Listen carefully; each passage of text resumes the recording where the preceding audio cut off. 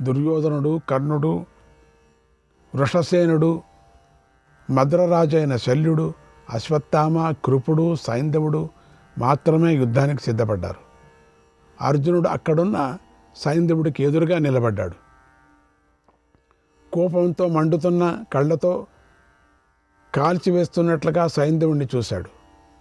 ఆ తరువాత నీ దుర్యోధనుడు అర్జునుడిని చూసి తొందరపడుతూ కర్ణుడితో ఇలా అన్నాడు, ఓ కర్ణ, నువ్వు కోరుకున్న యుద్ధకాలం వచ్చేసింది కనుక ఓ మహాత్మా, ఇప్పుడు నీ బలాన్ని చూపించు. ఎట్టి పరిస్థితుల్లోనూ అర్జునుడు సైంధవుణ్ణి చంపకూడదు. ఆ విధంగా నువ్వు ప్రవర్తించు. అలా అర్జునుడిని అడ్డుకో. నరవీర, ఈరోజు ఇంకా కొంచెం మాత్రమే మిగిలింది. దీనిని వినియోగించుకో. బాణాలతో ఈరోజే శత్రువైన అర్జునుడిని వధించు. ఈ ఒక్కరోజు కనుక గడిస్తే చాలు, మనం తప్పకుండా గెలిచినట్లే, గుర్తుంచుకో. కనుక మనకి ఈ రోజే అత్యంత విలువైంది. ఊరికే యుద్ధం చేస్తుండు చాలు, అట్లా చేస్తూ ఉండు. సూర్యాస్త సమయం దాకా సైంధవుడిని రక్షించుకుంటే చాలు. సూర్యాస్తం వరకు అట్లా యుద్ధం చేస్తుండు. దాంతో అర్జునుడు తన ప్రతిజ్ఞను పూర్తి చేసుకోలేకపోతాడు. వెంటనే అగ్నిలోకి దూకి మరణిస్తాడు. కొంతమంది అగ్నిని కూడా సిద్ధం చేసి పెట్టండి రా అన్నాడు కౌరవులు. ఆ తర్వాత అర్జునుడు లేని భూమిపై అతడి సోదరులు, అనుచరులు కూడా బ్రతకాలని అనుకోరు.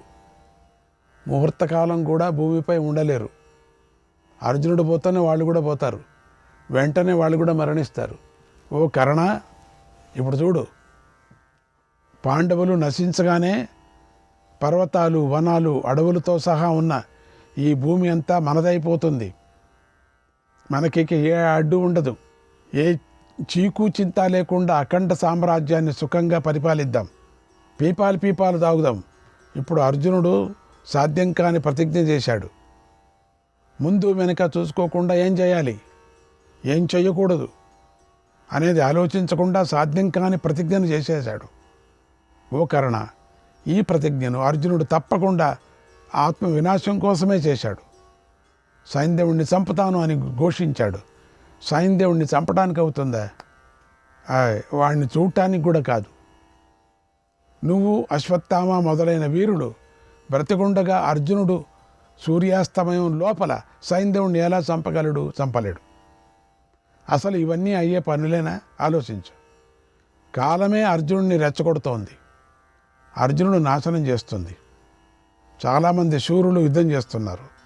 సూర్యుడు అస్తాద్రి వైపు వెళుతున్నాడు. కనుక ఇన్ని పనులు చేసి ఇంద్రని పడగొట్టి అర్జునుడు సైంధవుడి వైపు వెళ్ళాలి. అది ఎన్నటికీ జరగదు. అర్జునుడు ఖచ్చితంగా వెళ్ళలేడు. ఇది సత్యం. పొద్దుట్టించి ఇంతవరకు వెళ్ళలేడు, ఇంకా వెళతాడా? ఓ కర్ణ, నువ్వు ఇప్పుడు అర్జునుడితో పోరాడు అన్నాడు. ఆ మాటలు విని రాధేయుడైన కర్ణుడు ఇలా అన్నాడు, ఓ రాజా, భీముడు దృఢమైన లక్ష్యం గల మేటి వెలుకాడు. యుద్ధంలో అతడు చాలాసార్లు బాణాలతో నా శరీరాన్ని తీవ్రంగా గాయపరిచాడు. సిద్ధంగా ఉన్నాడు. వాటితో నేనెంతో బాధపడుతున్నాను. నాకు ఇప్పుడు రణభూమిలోనే ఉండాలనే భావంతోనే ఉంటున్నాను. లేకపోతే ఉండేవాడిని కాదు, ఎప్పుడో వెళ్ళిపోవాలనుకున్నాను. భీముడు మహాబాణాలు నా శరీరాన్ని దహించి వేస్తున్నాయి. నాకు చేత కావటం లేదు. నా శరీర రసలు కదలటం లేదు. నాకు సహకరించటం లేదు. నా మాట వినటం లేదు. అయినా సరే నీకోసం నా శక్తి వంచన లేకుండా పోరాడతాను. నా జీవితం అంతా నీకోసమే ఉంది. ఈ అర్జునుడు సైంధవుణ్ణి చంపకుండా చూస్తానులే. ఏం చేస్తావు? నీకోసం. ఓ మహారాజా, ఈరోజు నేను యుద్ధంలో సైంధవుణ్ణి రక్షించటానికి తీవ్రంగా ప్రయత్నిస్తాను. నీకు సంతోషాన్ని కలిగిస్తాను. ఒక్క గెలుపు మాత్రం దైవాధీనమై ఉంది. నా చేతిలో మాత్రం లేదయ్యా.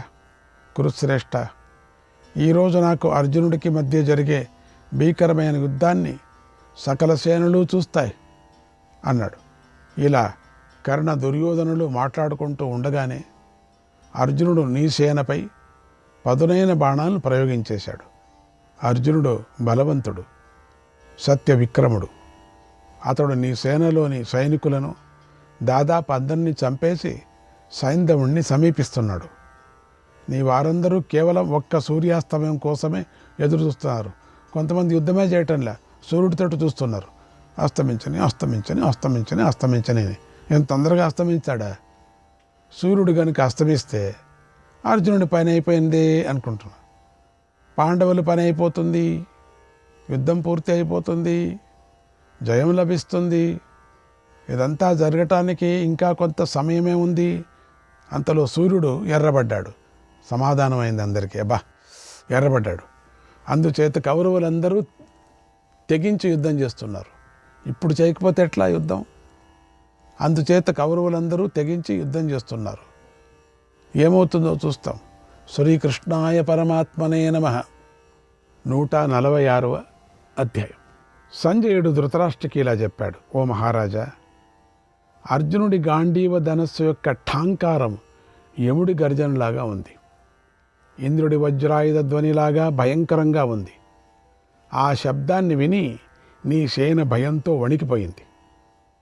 అర్జునుడు యుద్ధభూమిలో ఒకేసారి అన్ని దిక్కులను చూస్తూ రకరకాల ఆయుధాలతో తన యుద్ధ నైపుణ్యాన్ని ప్రదర్శించాడు. అర్జునుడు సైంధవుడి చంపాలని సంకల్పించి అన్ని దిక్కుల్లోనూ వేగంగా బాణాలను కురిపించాడు. వేగంగా రథంపై రణభూమిలో సంచరించాడు. తర్వాత అర్జునుడు సైంధవుడి పైకి దాడి చేశాడు. వేగంగా 64 బాణాలు ప్రయోగించాడు, ఎంచుకున్నాడు. సైంధవుడిని గాయపరిచాడు. సైంధవుడు కనపడుతున్నాడు.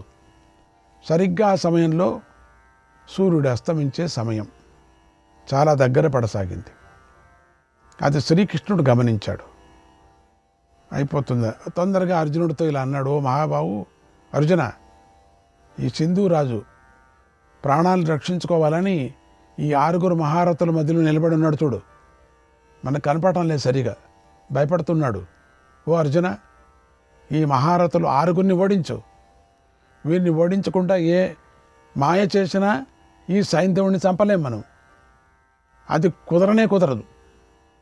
ఇప్పుడు సూర్యుడిని కప్పి వేయటానికి నేను ఒక ఉపాయాన్ని అమలు చేస్తాను. అప్పుడు సైంధవుడు సూర్యుడు అస్తమించాడని అనుకుంటాడు.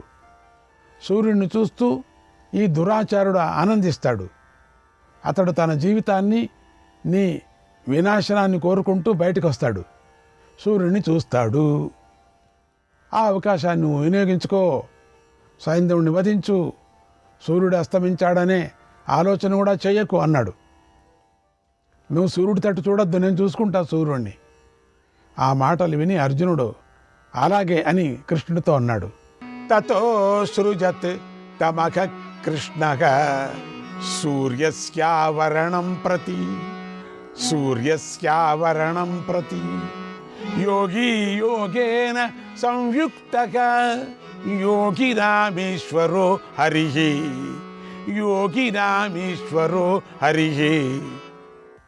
అప్పుడు యోగీశ్వరుడైన శ్రీహరి ధ్యానంలో మునిగిపోయాడు.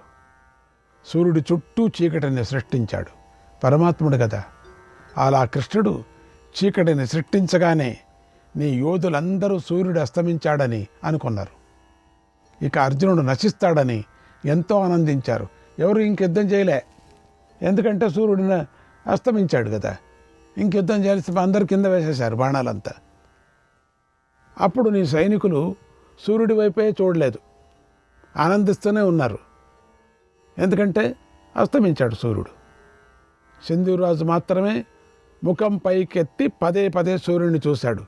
సింధురాజు అలా సూర్యుడిని చూస్తూ ఉండగా మళ్ళీ కృష్ణుడు అర్జునుడితో ఇలా అన్నాడు: ఓ అర్జున, అదో సైంధవుడు కనపడుతున్నాడు చూడు. ఈ సైంధవుడు నీ వల్ల కలిగే భయాన్ని విడిచిపెట్టాడు చూడు. బయటకు వచ్చి సూర్యుడిని చూస్తున్నాడు చూడు. బయటకు వచ్చాడు చూడు. ఈ దురాత్ముడిని చంపటానికి ఇదే తగిన సమయం. వెంటనే అతడి తలను ఖండించి నీ ప్రతిజ్ఞ నెరవేర్చుకున్నాడు.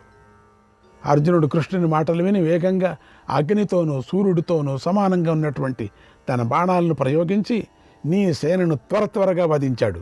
20 బాణాలతో కృపుణ్ణి కొట్టాడు. 50 బాణాలతో కర్ణుణ్ణి కొట్టాడు. అన్ని ఒక్కొక్కరు లెక్క. 6 బాణాలతో శల్య దుర్యోధనులను కొట్టి తీవ్రంగా బాధించాడు. 8 బాణాలతో వృషసేనుణ్ణి, ఎంతమంది ఉన్నారు చూడు. 6 బాణాలతో సైంధవుణ్ణి గాయపరిచాడు. అలాగే నీ వారిని తీవ్రంగా పీడించి సైంధవుడి వద్దకు వచ్చాడు. తన జ్వాలలతో అందరినీ ఆస్వాదించే అగ్నిలాగా మీదకొస్తున్న అర్జునుడిని చూసి జయత్రథుణ్ణి రక్షిస్తున్న వారంతా పెద్ద సందేహంలో పడిపోయారు. నీ యోధులు మళ్ళీ తెగించి ఒక్కసారిగా అర్జునుడిపైకి బాణాలు ప్రయోగించారు. ఆ బాణాలు మాటిమాటికి తనను కప్పివేయటంతో అర్జునుడు చాలా కోపించాడు. నీ సేనను చంపాలని బాణాలతో కూడినటువంటి భయంకరమైన వలను సృష్టించాడు. ఆ బాణాల వలతో నీ యోధులు బాగా దెబ్బతిన్నారు. ఎంతో భయపడి సైంధవుణ్ణి విడిచి పారిపోయారు. అంత పరాక్రమాన్ని అర్జునుడు గతంలో ఎప్పుడూ ప్రదర్శించలేదు, భవిష్యత్తులో కూడా ప్రకటించడు. నీ మహారథులను అందరినీ అర్జునుడు కలతబెట్టాడు. తర్వాత అగ్ని సమానమైనది అతి భయంకరమైనది అయిన ఒక బాణాన్ని తీశాడు. ఆ బాణం దివ్యాస్త్ర మంత్రాలతో మంత్రించబడి ఉంది. ఇంద్రుడి వజ్రాయుధంలాగా ప్రకాశిస్తుంది. అర్జునుడు ఆ బాణాన్ని మంత్రించాడు. వజ్రాస్త్రంతో సంయోజన చేసి గాంధీవంపై సంధించాడు. ఆ సమయంలో ఆకాశంలో తిరిగే ప్రాణులలో మహాకోలాహలం చెలరేగింది. అప్పుడు కృష్ణుడు తొందర పెడుతూ అర్జునుడితో ఇలా అన్నాడు, ఓ అర్జున, ఆలస్యం చేయకు. దురాత్ముడైన ఆ సైంధవుడి తలను ఖండించు. అదిగో సూర్యుడు ఆయన అస్తాద్రికి చేరిపోతున్నాడు. నువ్వు సైంధవుడి చంపేటప్పుడు ఇంకొక మాటను బాగా జ్ఞాపకం ఉంచుకో. దాని ప్రకారంగా సైంధవుడిని చంపు. ఇతడి తండ్రి పేరు వృద్ధక్షత్రుడు. ఆయన లోకవిఖ్యాతి చెందినవాడు.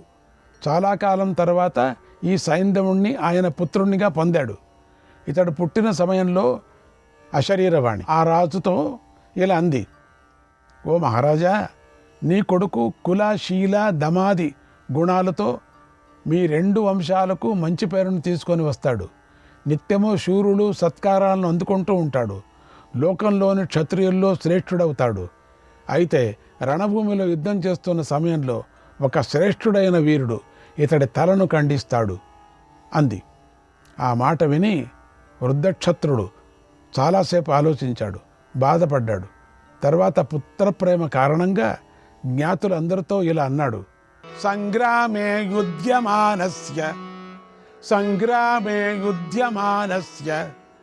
వహతో మహతీం దురం ధరణ్యాం మమ పుత్రస్య పాతయిష్యతి యః శిరః తస్యాపి శతదా మూర్ధా పలిష్యతి న సంశయః. రణభూమిలో యుద్ధం చేస్తూ పెనుభారాన్ని మోస్తున్న నా కుమారుడి శిరస్సును నేలపై పడగొట్టిన వాడి శిరస్సు 100 ముక్కలైపోతుంది, ఇందులో సందేహం లేదు అని సైంధవుడికి వరమిచ్చాడు. తర్వాత ఇతడిని రాజు చేశాడు. ఓ వానరధ్వజ, అర్జున, ఇది అతడి వధలోని రహస్యం. దీన్ని బాగా గమనించు. ఇప్పుడు ఆ వృద్ధక్షత్రుడు ఈ సమంతక పంచకానికి వెలుపలున్నాడు, ఘోరంగా తపస్సు చేస్తున్నాడు. కనుక నువ్వు ఈ మహాసంగ్రామంలో భీకరాద్భుత కర్మను చేసే దివ్యాస్త్రాన్ని ప్రయోగించు. కుండలాలతో ఉన్న సైంధవుడి తలను ఖండించు. తర్వాత సైంధవుడి శిరస్సు నేల మీద పడకుండా సూటిగా వృద్ధక్షత్రుడు ఒడిలో పడేటట్లుగా చెయ్యి. అలా కాకుండా సైంధవుడి తల కనుక భూమిపై పడితే నీ తల 100 ముక్కలైపోతుంది, ఇక నువ్వు ఉండవు. కనుక దివ్యాస్త్రాన్ని ప్రకటించు. ఈ విషయం ఆ వృద్ధక్షత్రుడు గ్రహించే లోపలే పనిని పూర్తి అయిపోవాలి. ఆలస్యం చేయకు. వృద్ధక్షత్రుడు లేచేస్తాడు. లేచేస్తే ప్రయోజనం లేదు, కూర్చున్నప్పుడే చేయాల. ఓ ఇంద్రకుమార, 3 లోకాలను నువ్వు సాధించలేని పని లేదు, చేయలేని పని లేదు, కనుక ప్రతిజ్ఞ నెరవేర్చు అన్నాడు. ఆ మాటలు విని అర్జునుడు వెంటనే వజ్రంతో సమానమైన బాణాన్ని దివ్య మంత్రాలతో అభిమంత్రించాడు. సైంధవుణ్ణి చంపటానికై దానిని సంధించి ప్రయోగించాడు. ఆ బాణం డేగలాగా వేగంగా ముందుకు దూసుకొని వెళ్ళింది. సైంధవుడి తలను నరికేసి గగనతలానికి ఎగిరిపోయింది. అప్పుడు అర్జునుడు ఆ సింధురాజు తలను బాణాలతో పైనే కొట్టుకుంటూ ముందుకు తీసుకొని వెళ్ళాడు. ఆ సంఘటన దుర్మార్గులకు ఎంతో దుఃఖాన్ని కలిగించింది, సన్మార్గులకు ఎంతో ఆనందాన్ని కలిగించింది, ఆశ్చర్యాన్ని కూడా కలిగించింది. ఆ సమయంలో అర్జునుడు నీ 6 మహారథులతో శరీరం జలధరించేటట్లుగా యుద్ధం చేశారు. అలా అక్కడ మేము మహాశ్చర్యకరమైన సంఘటనను చూశాం. అర్జునుడు సైంధవుడి తలను రణభూమి నుండి సమంతకం బయటకు వరకు బాణాలతో తీసుకొని వెళ్ళాడు. అక్కడ నీ ముద్దుల వియ్యంకుడైనటువంటి వృద్ధక్షత్రుడు ఉన్నాడు. ఆ సమయంలో సంధ్యోపాసన చేస్తున్నాడు. ఇంతలో ఆకాశంలో బాణాలను కొట్టబడుతూ వస్తున్న సైంధవుడి తల అక్కడికి వచ్చింది. ఆ సైంధవుడి తలను అర్జునుడి బాణం వృద్ధక్షత్రుడు ఒడిలో పడేసింది. దాన్ని వృద్ధక్షత్రుడు చూసుకోలేదు, గమనించలేదు. జపాన్ని పూర్తి చేసుకొని పైకి లేచాడు. సైంధవుడి తల ఆయన ఒడిలోంచి నేల మీద పడింది. వెంటనే వృద్ధక్షత్రుడి తల ఫటేలమని పగిలిపోయింది, 100 ముక్కలైంది. ఏమైనా చూసుకొని ఆ తల పట్టుకుంటే ఏమయ్యేవాడు, కానీ కింద పడింది.